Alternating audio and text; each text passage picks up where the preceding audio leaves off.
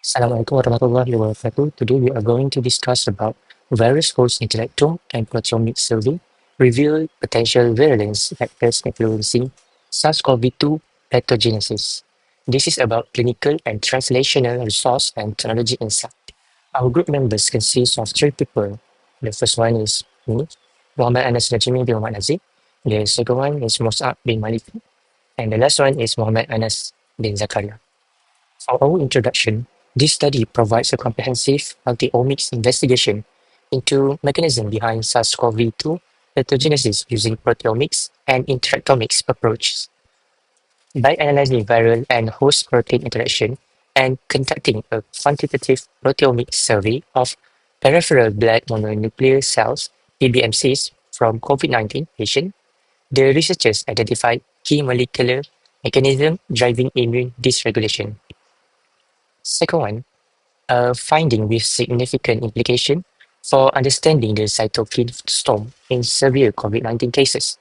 This integrative approach highlights the value of system biology in identifying potential drug targets and biomarkers for disease progression and severe. For the relation to omics field, the research directly integrates multiple omics fields. The first one, proteomics. Quantitative mass spectrometry was used to analyze over 6,700 proteins in PBMCs, revealing signatures of inflammation and immune suppression in severe COVID-19 patients. Number two is interactomics. A genome-wide screen identified 295 high-confidence interaction between SARS-CoV-2 and human host protein, mapping the virus host interactome. And number three, system biology. The integration of proteomic changes and interactome data allow the team to model how viral proteins disrupt host pathway, particularly those involving immune signaling, blood coagulation, and cytokine production. This is the objective of the research. The main objective of the study were to map the protein-protein interaction network because both of viral and virus hosts associated with SARS-CoV-2 to identify key functional modules during infection. Number two, to characterize the global proteome profile in PBMCs of COVID-19 patients at different severity level to identify differentially expressed protein linked to immune dysregulation. And number three, to discover potential virulence factors. To discover the potential virulence factors such as NSP10 that could serve as drug targets by linking proteomic changes to specific virus-host interaction. Based on the article, the main result are interactome analysis identified about 295 host protein interaction with 29 SARS-CoV-2 protein. Proteomic profiling showed that severe cases has elevated protein related to immune system, and the patient with severe symptoms had significantly increased IL-6 and IL-8 levels. So, this is the conclusion from our research. The study concluded that SARS-CoV-2 leverages specific viral host interaction to evade immune response and induce hyperinflammation, with NSP10 acting as a key virulence factor via IL-8 upregulation. Assalamualaikum warahmatullahi wabarakatuh. Next, let me dive deeper into the principle and application.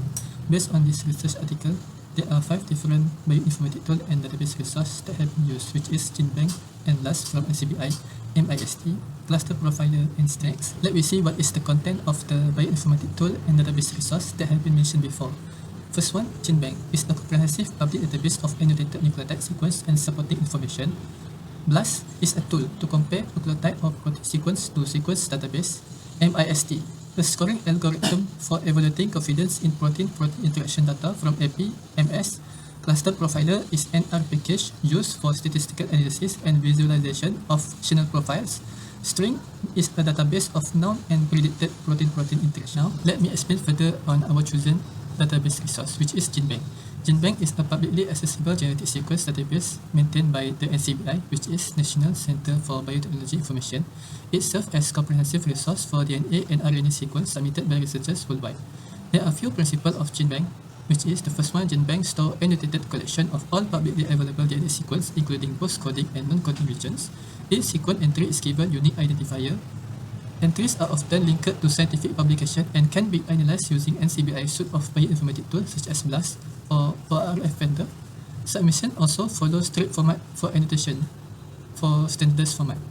In this study, the researchers used the GenBank genome sequence of MN908947 as the template to synthesize SARS-CoV-2 genes for protein interaction studies. This ensures their construct accurately reflect the viral genome circulating in early outbreaks, enabling reliable downstream analysis such as GIST, two hybrid screens, and co-immunoprecipitation assays. Based on the article, virus, host, interactome, and proteomic survey reveal potential virulence factors influencing SARS-CoV-2 pathogenesis. This research significantly benefits multiple sectors of society. The first one, in the perspective of public health and clinical medicine, this research can improve understanding of COVID-19 severity mechanism by identifying how SARS-CoV-2 proteins, especially NSP10, interact with host immune regulators like NKRF to upregulate IL-8. The study sheds light on how the cytokine storm and severe inflammation are triggered. This research also can advance the diagnostic and prognostic.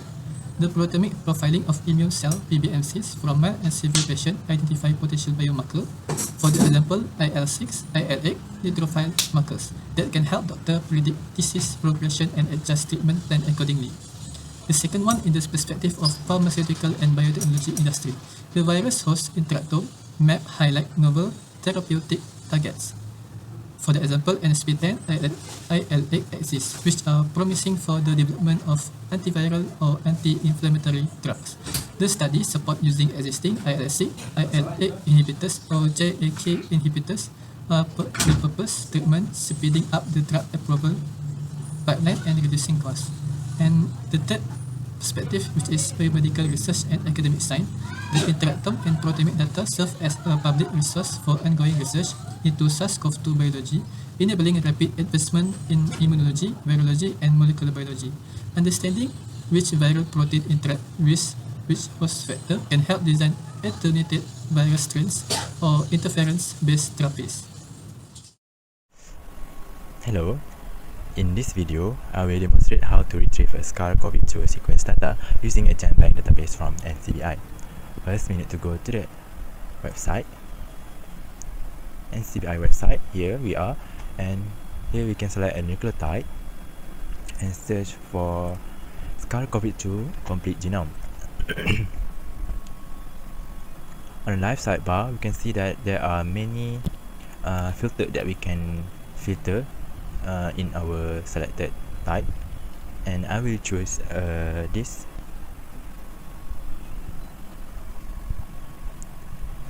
We will be taken to the full GenBank record page. Scroll to see the sequence and annotations.